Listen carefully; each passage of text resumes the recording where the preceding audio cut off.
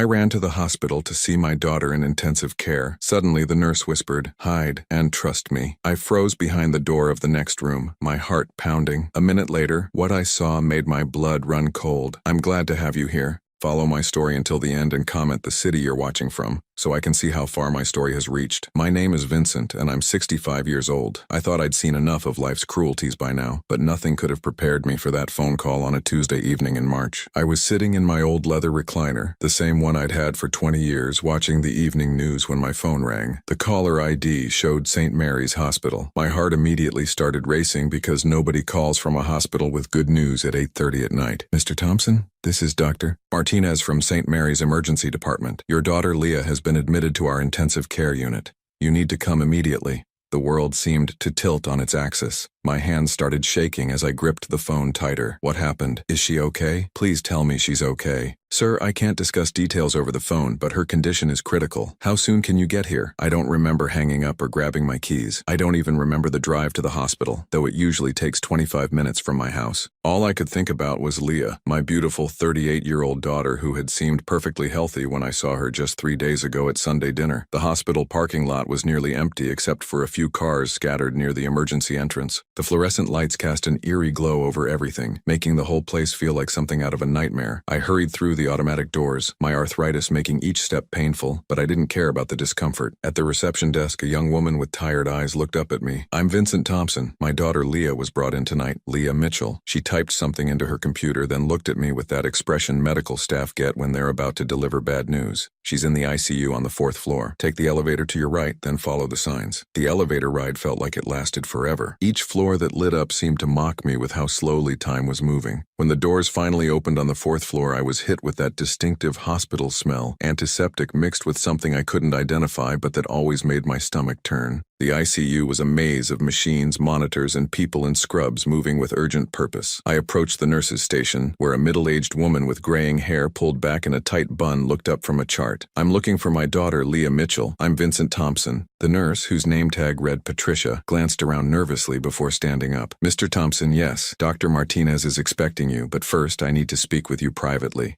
It's very important." Something in her tone made my blood run cold. This wasn't the usual hospital protocol. Patricia led me to a small consultation room just off the main hallway. She closed the door behind us and turned to face me, her expression grave. "Mr. Thompson, I'm going to tell you something that might sound strange, but I need you to listen carefully and trust me. Your daughter's condition. There are some unusual circumstances surrounding her admission tonight. I felt my legs go weak and had to sit down in one of the plastic chairs." "What do you mean unusual? What happened to her?" Patricia looked toward the door, then back at me. "She was brought in by her husband and sister around 6 this evening. They said she collapsed at dinner, that she'd been feeling unwell for several weeks. But Mr. Thompson, in my 30 years of nursing, I've seen a lot of things, and something doesn't feel right about this situation. I don't understand. Are you saying someone hurt my Leah? I'm saying you need to be very careful about who you trust right now. Your daughter's husband and sister have been here for hours, and I've overheard some concerning conversations. They don't know you're here yet." My mind was reeling. Leah's husband, David, was a successful accountant, someone I'd never particularly liked but had accepted because Leah loved him. And Sarah, Leah's younger sister by 3 years, had always been jealous of Leah, but I never thought she'd actually hurt her. "What kind of conversations?" I asked, my voice barely above a whisper. Patricia checked her watch and looked toward the door again. "They've been talking about your daughter's condition as if they already know she's not going to recover. They keep mentioning something about paperwork and timelines. Mr. Thompson, I think you should observe them yourself before you make your presence known." She led me out of the consultation room and down a hallway toward the ICU. We stopped at a corner where I could see into the waiting area without being seen. There, sitting in uncomfortable hospital chairs, were David and Sarah. They were leaning close together, talking in hushed tones. "Can you hear what they're saying?" I whispered to Patricia. She shook her head. "Not from here, but there's another way. The family conference room shares a wall with the waiting area, and the ventilation system carries sound. If you're very quiet, you might be able to hear their conversation." Patricia led me to a small room adjacent to where David and Sarah were sitting.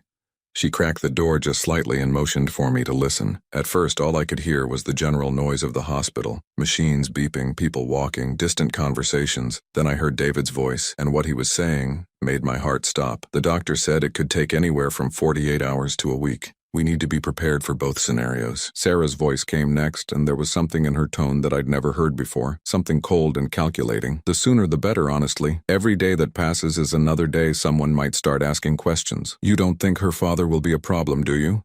Vincent's always been protective of Leah. Vincent's an old man who's been declining mentally for years. Even if he suspects something, who's going to believe him? Besides, he has no legal standing here. You're her husband, and I'm her next of kin after you. I had to grip the door frame to keep from falling over. They were talking about Leah's death as if it was inevitable, as if it was something they were expecting, and Sarah's comment about me declining mentally was completely untrue. I was as sharp as I'd ever been, despite what she apparently wanted people to believe. Patricia noticed my distress and gently touched my arm. "Mr. Thompson, there's more you need to know before you decide what to do next." She quietly closed the door and led me further down the hallway, away from where David and Sarah were sitting. We stopped in another small alcove where she could speak without being overheard. "Your daughter was brought in with symptoms of severe poisoning. The blood work showed elevated levels of several toxic substances, but when I tried to discuss this with Dr. Martinez, I was told that the family had already been informed and that no further testing was necessary." The words hit me like a physical blow. "Poisoning? Are you saying someone poisoned my daughter?" "I'm saying the symptoms and blood work are consistent with gradual poisoning over an extended period. The substances found in her system aren't things someone would accidentally ingest. They're things that would need to be administered deliberately, probably in small doses over weeks or months." My mind immediately went to those Sunday dinners. For the past few months, Leah had been complaining about feeling tired and nauseated. We'd attributed it to stress from her job at the marketing firm, but now I realized the timing coincided with when David and Sarah had started insisting on hosting the family dinners at their house instead of mine. "Why are you telling me this? Why haven't you reported it to the authorities?" Patricia's expression became even more serious. "Because I've been watching this family for hours now, and I don't think your daughter's condition is accidental. If I'm right, and I report this officially, they might accelerate whatever they're planning. Right now your daughter is stable, but if they realize someone suspects what's happening," she didn't need to finish the sentence. The implication was clear and terrifying. "What do you think I should do?" "I think you need to find out exactly what they're planning before you reveal that you know what's happening. And Mr. Thompson, you need to be very careful. If they're willing to hurt your daughter, they won't hesitate to hurt you too." As Patricia's words sank in, I realized that everything I thought I knew about my family was about to be shattered. My daughter was lying in an ICU bed, poisoned by people she trusted, and I was the only one who could save her. But first I needed to find out just how deep this betrayal went. Patricia led me to a supply closet where we could talk without being overheard. My hands were still shaking from what I'd witnessed, and I couldn't stop thinking about Leah lying helpless in that hospital bed, while the people who were supposed to love her plotted her death. "Mr. Thompson, I need to show you something, but you have to promise me you won't react emotionally. If we're going to help your daughter, we need to be smart about this." I nodded, though I wasn't sure I could keep that promise. Patricia pulled out a manila folder that she'd apparently been carrying with her. "These are copies of your daughter's medical records from the past 6 months. I wasn't supposed to access them, but something about this whole situation felt wrong from the moment she was admitted." She opened the folder and showed me a series of lab reports. The medical terminology was mostly gibberish to me, but Patricia explained what I was looking at. "Your daughter has been to the emergency room 4 times in the past 6 months. Each time she presented with symptoms of nausea, weakness, confusion, and stomach pain. Each time she was treated for what appeared to be food poisoning or stress-related illness and sent home. I didn't know she'd been sick so often. She never told me." According to the notes, her husband David was with her for 3 of those visits. He told the medical staff that Leah had been under a lot of stress at work and that she'd been having digestive issues for months. He specifically mentioned that she'd been taking various herbal supplements and vitamins that might be causing the problems. Patricia turned to another page in the folder. "But here's what's interesting. Each time she was admitted, her symptoms were more severe than the time before. That's not consistent with stress-related illness or accidental food poisoning. That's consistent with cumulative poisoning." The implications of what she was saying hit me like a sledgehammer. "You're telling me that David has been poisoning my daughter for months? I'm telling you that someone has been systematically introducing toxic substances into your daughter's system over an extended period. The blood work from tonight shows elevated levels of arsenic, mercury, and several other heavy metals that don't occur naturally in those concentrations. I had to sit down on a supply crate because my legs felt like they might give out. How could no one have caught this before now? Because the doses were small enough that they didn't show up as obvious poisoning in routine blood work, and because someone who knew what they were doing made sure the symptoms looked like common ailments. If I hadn't specifically ordered the heavy metals panel tonight, we still wouldn't know." "Why did you order those tests?" Patricia's expression became grim. "Because of what I overheard David and Sarah discussing while they thought no one was listening. They weren't just talking about your daughter dying, Mr. Thompson. They were talking about inheritance money and life insurance policies. They mentioned specific dollar amounts." My heart felt like it was being crushed in my chest. "How much money are we talking about?" According to their conversation, your daughter has a life insurance policy worth $750,000. Plus, she inherited a substantial amount from your late wife's estate, something about real estate investments that are now worth over $1.2 million. I remembered that inheritance. When my wife Margaret died 5 years ago, she left everything to Leah because she knew our daughter would make sure I was taken care of in my old age. The real estate investments had performed better than anyone expected, turning Margaret's modest savings into a significant fortune. David is the beneficiary of the life insurance policy, Patricia continued, and according to what I heard, Sarah stands to inherit a significant portion of the real estate holdings if something happens to Leah. That can't be right. Leah would never have left everything to Sarah. They weren't even that close. Patricia pulled out another document from her folder. This is where it gets really disturbing, Mr. Thompson. 3 months ago, your daughter apparently updated her will. David brought a copy to the hospital tonight for the medical records, claiming it was necessary for treatment decisions. She showed me a copy of the will, and my blood ran cold as I read it. According to the document, if Leah died, her entire estate would be divided between David and Sarah, with me receiving only a token amount of $10,000. This isn't right, I said, my voice barely a whisper. Leah would never have cut me out of her will like this. We talked about it after Margaret died, and she promised that if anything happened to her, I'd be taken care of. Mr. Thompson, do you recognize your daughter's signature on this document? I studied the signature carefully. It looked like Leah's handwriting, but something was off about it. The letters were slightly different from how she usually signed her name, and the pen pressure seemed inconsistent. I think this might be forged, I said. That's what I was thinking too. But even if it is, we need proof before we can do anything about it. And we need to be very careful about how we proceed because right now, your daughter's life is still in immediate danger. Patricia checked her watch again. I need to get back to my rounds before someone notices I'm missing, but there's something else you need to know. David and Sarah aren't planning to wait for your daughter to die naturally from the poisoning. My stomach dropped. What do you mean? I overheard them discussing something about accelerating the timeline. Sarah mentioned that they couldn't afford to wait much longer because someone might start getting suspicious. They're planning to do something tonight. The fear that had been building in my chest suddenly exploded into panic. We have to call the police. We have to do something right now. Mr. Thompson, I understand your urgency, but think about this logically.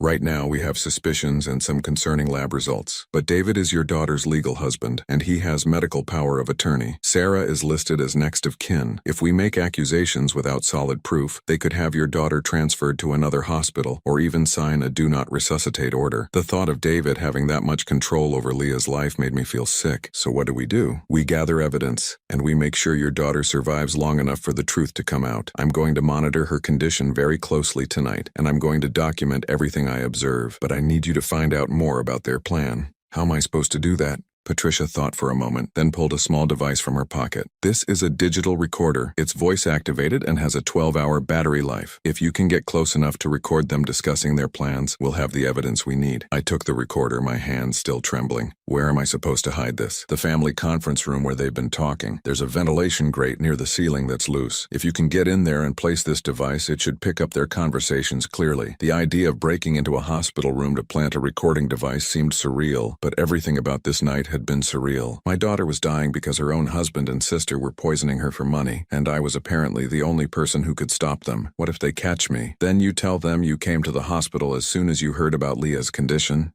and you've been looking for them. Act confused and worried like any father would be. They don't know that you know anything yet. Patricia opened the supply closet door slightly and peered out into the hallway. They're still in the waiting area, but they'll probably move to the conference room soon to continue their discussion privately. You need to get that recorder in place before they do. As I prepared to leave the supply closet, Patricia grabbed my arm. Mr. Thompson, there's one more thing. When I was reviewing your daughter's medical records, I noticed something else. The herbal supplements that David told the doctors about, I looked them up and several of them can actually help the body process heavy metals more quickly. What does that mean? It means he wasn't just poisoning your daughter. He was also giving her things that would help clear the toxins from her system just enough to keep her from dying too quickly. He wanted her to suffer for months before the final dose killed her. The calculated cruelty of it left me speechless. This wasn't a crime of passion or desperation. This was a methodical, deliberate torture of my daughter by the two people she trusted most. As I stepped out of the supply closet with the recording device hidden in my jacket pocket, I realized that the next few hours would determine whether Leah lived or died, and whether the people who had betrayed her would get away with murder. Getting into the family conference room without being seen was easier than I expected. The hallway was dimly lit, and most of the hospital staff were busy with their rounds. I found the ventilation grate that Patricia had mentioned. It was indeed loose, just as she'd David said. My arthritic fingers struggled with the screws, but adrenaline gave me strength I didn't know I still had. I placed the recording device inside the vent and carefully replaced the grate, making sure it looked undisturbed. Then I made my way back to a position where I could observe David and Sarah without being seen. I didn't have to wait long. Within 15 minutes, they both stood up from the waiting area and walked directly toward the conference room. My heart pounded as I watched them close the door behind them. If Patricia was right about the sound carrying through the ventilation system, the recorder should pick up every word they said. I positioned myself in the supply closet where Patricia had first shown me the medical records. From there, I could hear muffled voices coming through the wall, but I couldn't make out specific words. I had to trust that the recording device was doing its job. About 20 minutes later, David and Sarah emerged from the conference room. They both looked tense, and Sarah kept checking her phone. They walked back toward the ICU, presumably to check on Leah's condition. This was my chance to retrieve the recorder. I waited until they were out of sight, then quickly made my way back to the conference room. My hands were shaking so badly that it took me 3 attempts to get the ventilation grate loose again. When I finally retrieved the recording device, I could see that it had been activated. The digital display showed that it had recorded 22 minutes of audio. I found an empty patient room down the hall and closed the door behind me. With trembling fingers, I pressed the playback button and put the small speaker close to my ear. What I heard in the first few seconds made my blood run cold. "Can't keep waiting like this," Sarah's voice was saying. "Every day that passes is another risk that someone will figure out what we've been doing." David's voice responded, "I know, but we have to be careful about the timing. If she dies too quickly after being admitted, it might raise questions." "David, we've been planning this for over a year. The slow poisoning worked perfectly. She got sicker gradually. Everyone attributed it to stress, and now she's in the hospital with what looks like a sudden medical crisis. No one suspects anything." My hands clenched into fists as I listened to Sarah talking about my daughter's suffering as if it were a business transaction. This was the same little girl I had taught to ride a bicycle, whose scraped knees I had bandaged, who used to crawl into my lap when she had nightmares. How had she become capable of something so monstrous? The recording continued, and David's voice became more urgent. "The problem is that Dr. Martinez is asking too many questions about her blood work. He wants to run more tests, and if he finds the heavy metals. That's why we need to act tonight," Sarah interrupted. "I brought the final dose. It's enough to cause complete organ failure within 6 to 8 hours. By morning, she'll be gone, and everyone will think her body just couldn't handle the strain of whatever illness she's been fighting." I had to cover my mouth to keep from crying out. They were planning to kill my daughter tonight, and they were discussing it as calmly as if they were planning a dinner menu. "Are you sure about the will?" David asked. "If there are any problems with the documentation, I've told you 100 times it's perfect. I've been practicing Leah's signature for months. The notary who witnessed it is my friend Jenny from the bank. She owes me favors and doesn't ask questions. The will is dated 3 months ago, which gives us plenty of time before anyone could claim she was coerced or incompetent." So Sarah had forged the will. This confirmed what Patricia and I had suspected, but hearing Sarah admit it so casually made me feel sick. She had been planning this betrayal for months, maybe longer. "What about Vincent?" David asked. "He's going to be devastated when Leah dies. What if he contests the will?" Sarah's laugh was cold and bitter. "Vincent is a senile old man who can barely take care of himself. I've been telling everyone for months that he's been having memory problems and confusion. By the time probate is settled, no one will take his claims seriously. Besides, he's getting $10,000 from the will. That's more than generous for someone who contributed nothing to Leah's success." The cruelty of her words hit me like a physical blow. Not only was Sarah planning to murder her own sister, but she had been systematically destroying my reputation to ensure that no one would believe me if I tried to expose her. "The life insurance money will come to me within 30 days, David continued. $750,000. Plus, once the real estate is liquidated, Sarah's share should be around $800,000. We'll have over $1.5 million to split. And Leah will finally stop being the golden child who gets everything handed to her," Sarah said, her voice full of venom. "Do you know what it's like growing up with a sister who everyone thinks is perfect, who gets all the attention, all the praise,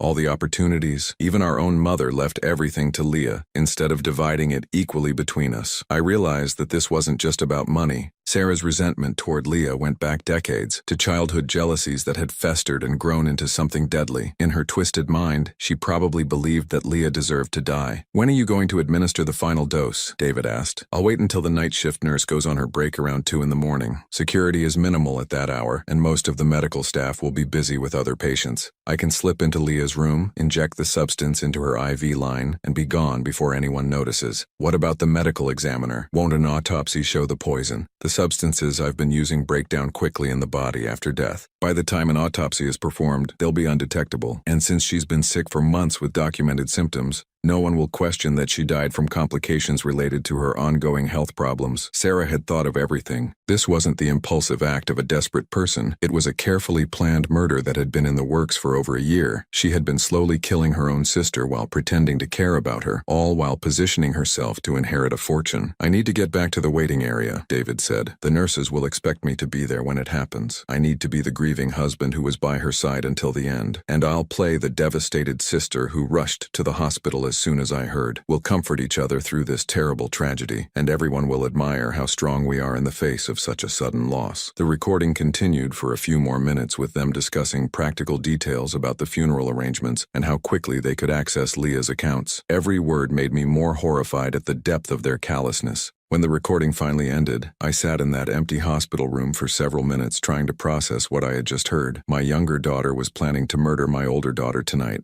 and she had been systematically poisoning her for months while I sat at Sunday dinners completely oblivious to what was happening. I thought about all the times Sarah had volunteered to help serve dinner, all the times she had insisted on making Leah's favorite dishes. She had been using those opportunities to slowly poison her own sister, and I had been grateful for her help and thoughtfulness. The worst part was realizing how long this had been going on. Sarah mentioned that they had been planning this for over a year. That meant she had been sitting at family gatherings, hugging Leah goodbye, calling to check on her when she was feeling sick, all while knowing that she was the cause of Leah's suffering.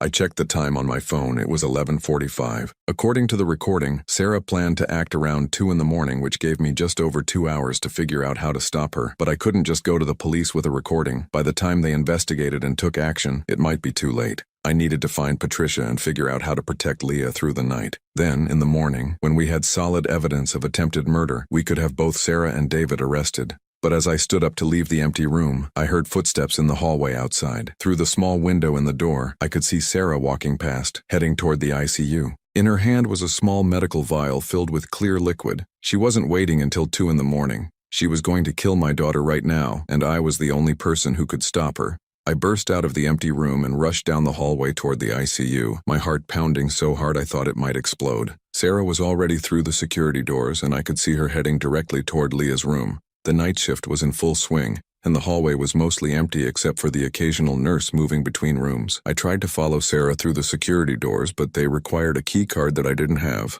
Through the glass windows, I could see her entering Leah's room. My daughter was unconscious, surrounded by machines that were keeping her alive, completely helpless, as her own sister prepared to murder her. I ran to the nurse's station, looking frantically for Patricia, but she was nowhere to be seen. A young nurse I didn't recognize looked up at me with concern. "Sir, are you okay? You look like you're in distress. I need to get into the ICU immediately. My daughter is in danger." The nurse looked confused. "Sir, visiting hours ended at 9 o'clock. Are you having a medical emergency?" I realized that trying to explain the situation to this stranger would take too long. Sarah could be injecting the poison into Leah's IV at that very moment.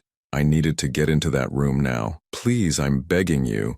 My daughter is Leah Mitchell in room 407. Her sister is in there right now, and I think she's going to hurt her." The nurse's expression became more concerned, but she still looked skeptical. "Sir, I think you might be confused. The patient's sister has been here all evening. She's been very worried about her condition." "That's exactly the problem. Please, just let me into the room. I can explain everything once my daughter is safe." Before the nurse could respond, I heard Patricia's voice behind me. "Vincent, what's happening?" I turned around, relief flooding through me at the sight of her familiar face. "Sarah's in Leah's room right now with some kind of poison." She moved up her timeline. "She's not waiting until 2 in the morning. Patricia's face went pale. "Are you sure?" I pulled out the recording device and quickly explained what I had overheard. Patricia listened to a few seconds of the recording, her expression growing more horrified with each word. "We need to get in there immediately," she said, pulling out her key card. "But we have to be smart about this. If we accuse her directly and we're wrong, we're not wrong. I heard her confessing to months of poisoning Leah. She's in there right now with the final dose." Patricia swiped her key card and the security doors opened. We rushed through the ICU toward Leah's room.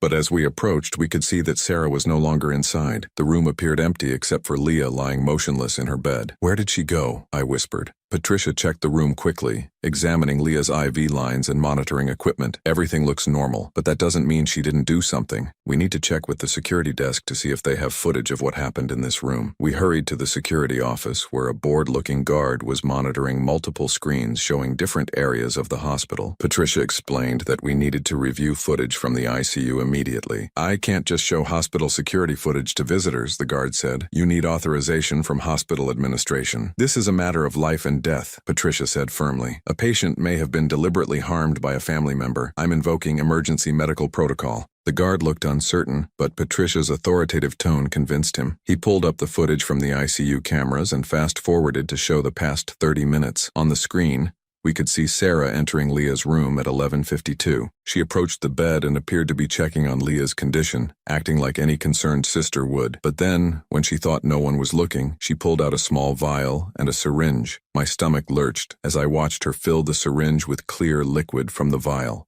She looked around the room nervously, then approached Leah's IV line. Just as she was about to inject the substance, we could see her freeze and quickly hide the syringe behind her back.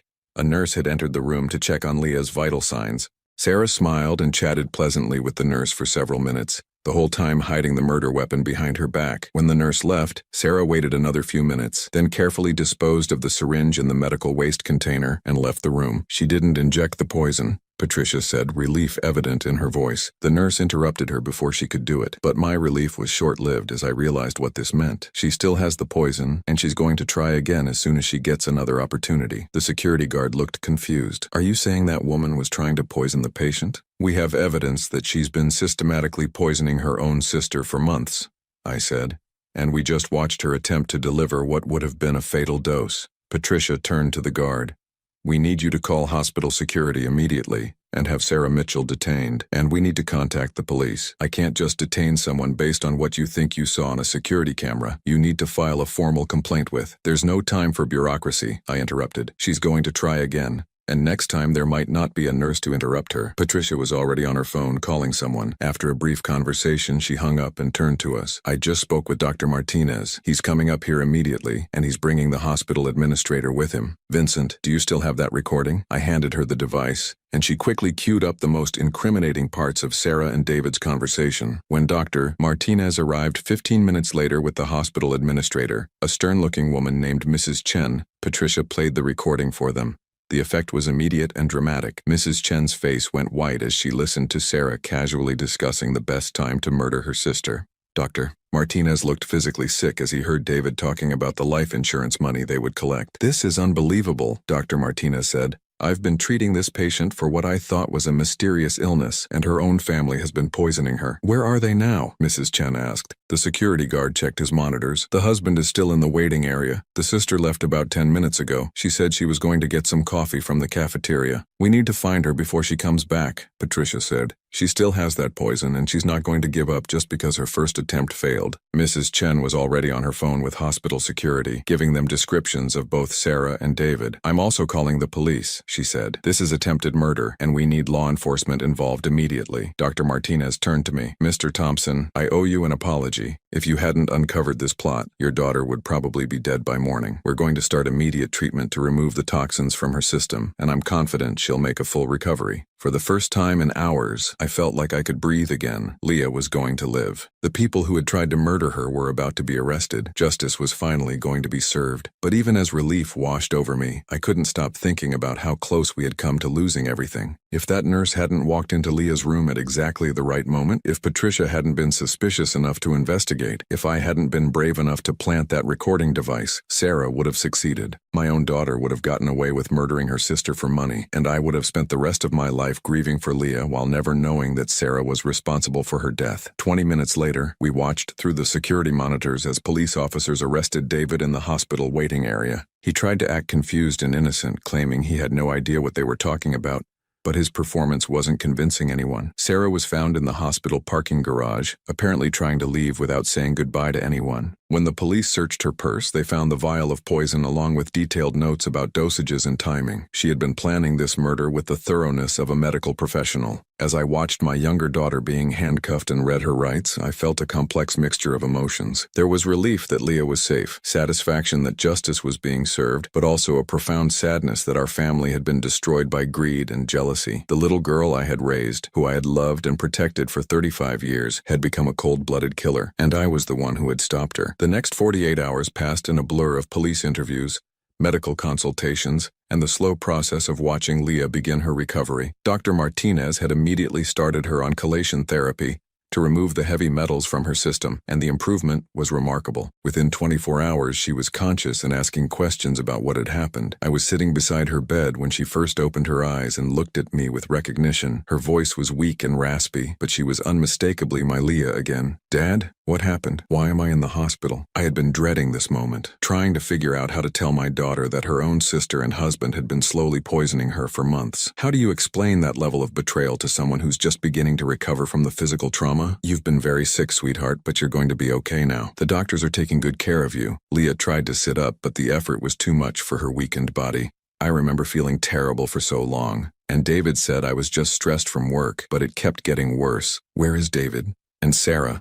Are they okay?" The question I had been hoping to avoid. I took her hand gently, choosing my words carefully. "Leah, there are some things we need to talk about when you're feeling stronger. Right now, the most important thing is focusing on your recovery." But Leah had always been perceptive, even as a child.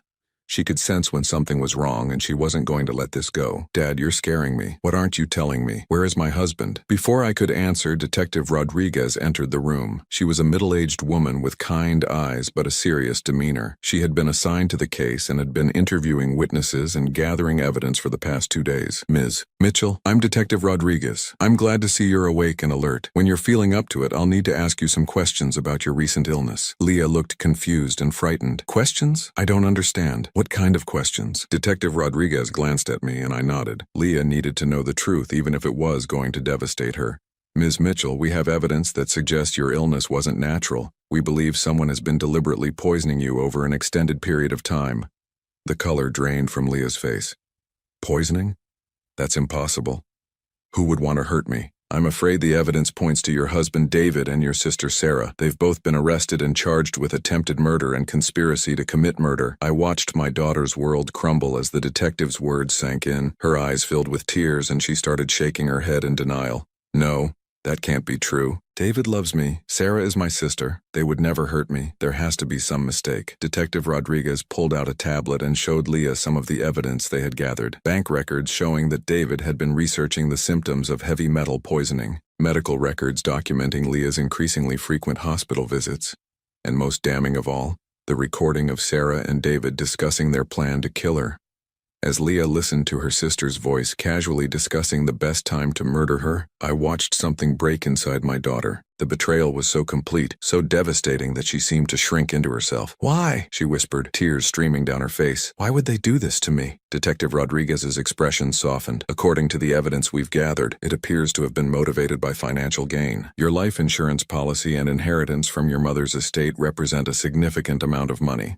But I would have shared everything with Sarah if she had just asked. She didn't need to kill me for it. I would have given her whatever she wanted." That was so typical of Leah. Even after learning that her sister had tried to murder her, her first instinct was to think about how she could have helped her. It broke my heart to see her trying to make sense of such senseless cruelty. Over the next few days, as Leah continued to recover physically, the full scope of Sarah and David's conspiracy became clear. Detective Rodriguez shared some of the details with us as the investigation progressed. They had found extensive internet search histories on both David's and Sarah's computers. Searches for undetectable poisons, symptoms of heavy metal poisoning, how long does arsenic stay in the body after death, and dozens of other incriminating queries going back over 18 months. Sarah's bank records showed that she had made several large purchases from chemical supply companies, always paying with cash to avoid leaving a paper trail. They had also found handwritten notes in her apartment detailing the dosages and timing of the poison administration. Perhaps most disturbing was the discovery of a detailed timeline Sarah had created, mapping out Leah's decline and death over a period of 2 years. She had planned to gradually increase the poison doses, making Leah sicker and sicker until her body finally succumbed.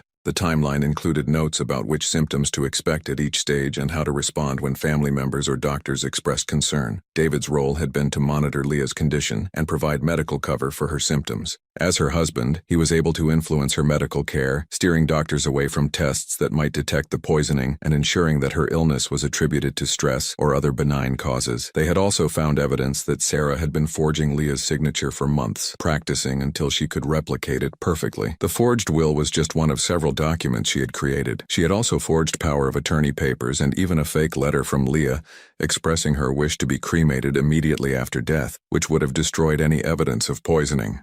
The level of premeditation was staggering. This wasn't a crime of passion or a moment of weakness. Sarah and David had been planning to murder Leah for almost 2 years, and they had thought through every detail to ensure they wouldn't be caught. The thing that gets me, Detective Rodriguez told me during one of our meetings, is how normal they both seemed. Sarah was working as a bank teller, volunteering at her church, maintaining friendships. David was a respected accountant with no criminal history. From the outside, they looked like ordinary, law-abiding citizens. How do people become capable of something like this? I asked.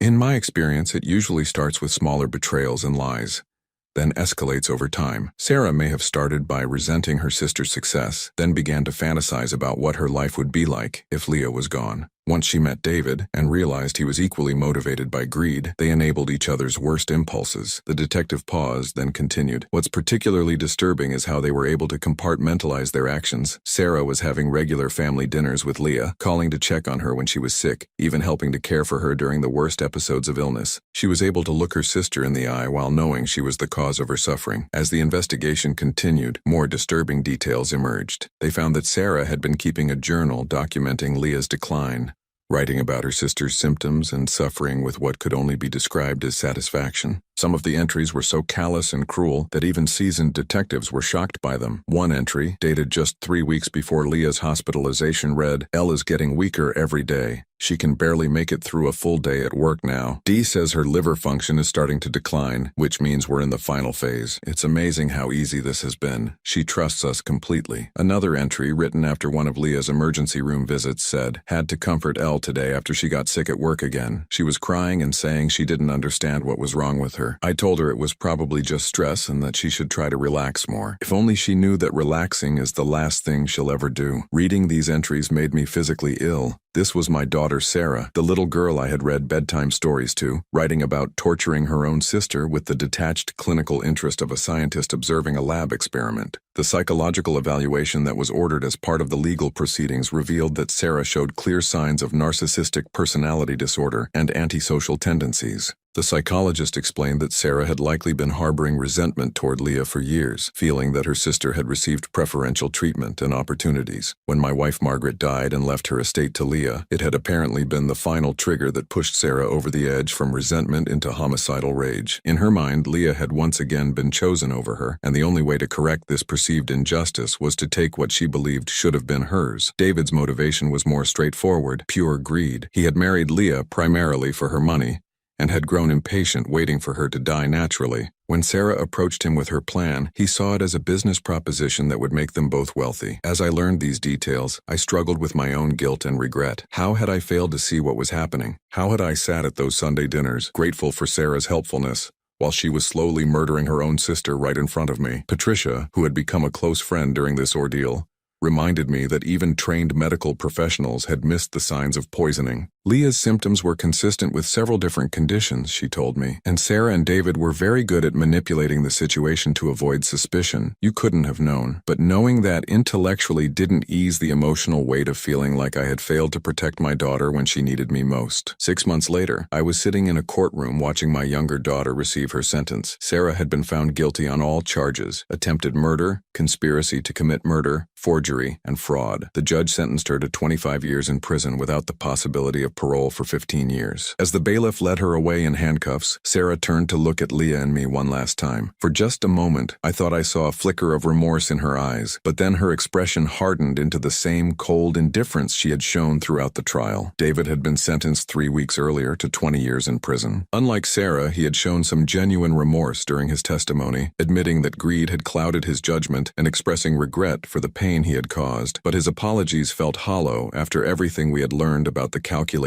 nature of their conspiracy. Leah had made a remarkable physical recovery. The chelation therapy had successfully removed most of the toxins from her system, and her strength had returned gradually over the months. Emotionally, the healing process was taking longer, but she was working with a therapist and making progress. The hardest part for Leah had been accepting that the two people she trusted most in the world had betrayed her so completely. During the trial, she had to listen to detailed testimony about how they had planned her death and see evidence of their complete lack of regard for her life and well-being. "I keep thinking about all the times Sarah hugged me goodbye after those Sunday dinners," Leah told me one evening as we sat on my back porch. "She would tell me to take care of myself and call if I needed anything, and the whole time, She knew she was the reason I was getting sicker. I think about those dinners too, I said. I was so grateful that Sarah was helping with the cooking and serving. I thought it showed how much she cared about family. We sat in comfortable silence for a while, watching the sunset. These quiet moments together had become precious to both of us.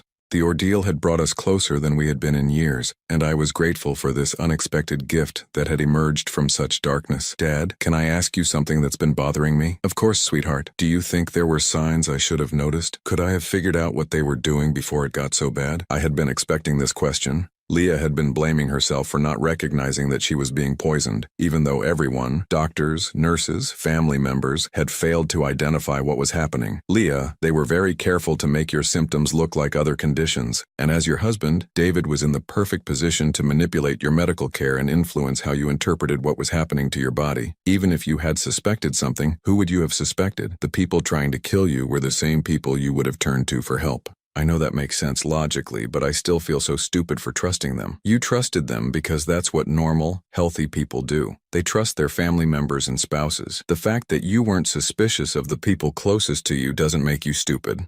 It makes you human. We had had variations of this conversation many times over the past few months. Leah was struggling with the idea that she could have been so completely deceived by people she loved. Her therapist had explained that this was a normal response to such an extreme betrayal, but knowing it was normal didn't make it easier to bear. One of the most difficult aspects of the whole experience had been dealing with the reaction of extended family and friends. Some people had been incredibly supportive, rallying around Leah and expressing outrage at what Sarah and David had done, but others had struggled to believe that such a thing was possible even with overwhelming evidence. A few of our relatives had actually suggested that we were being too harsh in pursuing criminal charges against Sarah. She's still family, Leah's aunt had said. Maybe she just made a mistake and got in over her head. I had to bite my tongue to keep from responding angrily. A mistake is forgetting someone's birthday or accidentally breaking a dish. Slowly poisoning your sister for months while planning to murder her for money is not a mistake. It's evil, but I had learned that some people simply cannot accept that someone they know is capable of such cruelty. It's easier for them to minimize the crime or blame the victims than to confront the uncomfortable truth that monsters sometimes look like ordinary people. The financial aspects of the case had also been complicated to resolve. The forged will was obviously invalid, so Leah's original will remained in effect. But Sarah had managed to steal approximately $15,000 from Leah's accounts over the months leading up to the attempted murder, using forged signatures to authorize transfers. The life insurance company had initially been reluctant to pay out the policy, arguing that the attempt on Leah's life created too much uncertainty about the validity of the policy. It took several months of legal wrangling before they agreed to restore the policy to its original terms. Most importantly, Leah had decided to update her will and financial arrangements to ensure that nothing like this could happen again. She had removed David as her beneficiary and power of attorney, and had established a trust that would make it much more difficult for anyone to manipulate her finances in the future. I'm thinking about selling Mom's real estate investments, Leah told me one afternoon as we reviewed her financial situation. I know they're worth a lot of money, but I can't stop thinking about how Sarah was willing to kill me for them. Maybe it would be better to liquidate everything and donate a significant portion to charity. That's your decision to make, sweetheart, but don't let Sarah's greed rob you of your mother's legacy. She worked hard for those investments because she wanted to provide security for you. I know, but I keep thinking about what the detective said. That this all started when Mom left everything to me instead of dividing it equally. Maybe if I had shared it with Sarah from the beginning, none of this would have happened. Leah, your mother left her estate to you because she trusted your judgment and knew you would use the money wisely. She also knew that Sarah had problems with money management and responsibility. Your mother's decision was based on years of observing both of her daughters. But what if Sarah felt like Mom loved me more? Your mother loved both of you, but love doesn't mean treating everyone exactly the same. It means making decisions based on what's best for each person. Your mother left her money to you because she believed you would be responsible with it, and she was right. I paused, then continued. Besides, Sarah's actions prove that your mother's concerns about her were justified. Someone who would murder their own sister for money is exactly the kind of person who shouldn't inherit a large sum. Over time, Leah began to accept that she wasn't responsible for Sarah's choices. The therapy helped, but I think the real turning point came when she received a letter from Sarah in prison. The letter was not an apology. Instead, it was a bitter screed in which Sarah blamed everyone else for her situation. She blamed me for being a poor father who favored Leah. She blamed Margaret for leaving her estate unequally divided. She blamed David for involving her in his scheme, conveniently forgetting that the evidence showed she had been the driving force behind the plan. Most telling of all, she blamed Leah for having everything handed to her and for making people think she was perfect. Even in prison, facing the consequences of her actions, Sarah was unable to take responsibility for her choices. Reading that letter was actually liberating, Leah told me afterward. It made me realize that Sarah has been living in a fantasy world where she's the victim and everyone else is responsible for her problems. Nothing I could have done differently would have changed what happened. The letter also revealed something that chilled me to the bone. In her twisted justification for her actions, Sarah wrote, "If Leah had just died quietly like she was supposed to, none of this would have been a problem. Everyone would have grieved for a while and then moved on, and David and I would have had the life we deserved." Even now, months after her conviction, Sarah still believed that murdering her sister would have been acceptable if she had simply gotten away with it. She felt no remorse for the actual crime, only anger that she had been caught. As I write this, it's been almost a year since that terrible night at the hospital. Leah has fully recovered her health and is back to work at the marketing firm, though she's considering starting her own business. She's dating someone new, a kind man who knows about everything that happened and admires her strength in surviving it. I've moved into a smaller house closer to Leah's neighborhood. We see each other several times a week, and those Sunday dinners have resumed, though now we're much more careful about who we invite to join us. The experience taught me several important lessons. First, that evil can hide behind familiar faces and loving gestures. Sarah was able to maintain the appearance of a caring sister while slowly poisoning Leah because I believed that family members inherently love and protect each other. Second, I learned that trust, once broken on this scale, changes you forever. Both Leah and I are more cautious now about the people we let into our lives. We pay attention to inconsistencies and red flags that we might have ignored before. But most importantly, I learned that surviving betrayal can make you stronger and more grateful for genuine love. The bond between Leah and me has deepened through this shared trauma. We don't take our relationship for granted anymore, and we're more intentional about expressing our love and appreciation for each other. Patricia and I have remained close friends. She often tells me that if I hadn't had the courage to investigate what was happening, Leah would certainly have died that night. But I know that without her medical expertise and willingness to break protocol to protect a patient, I never would have uncovered the truth in time. Sometimes people ask me if I hate Sarah for what she did. The answer is complicated. I'm devastated by her choices and horrified by her cruelty, but I can't completely erase 35 years of loving her as my daughter. What I feel is more like grief. Grief for the person I thought she was, and for the family we could have been if she had chosen differently.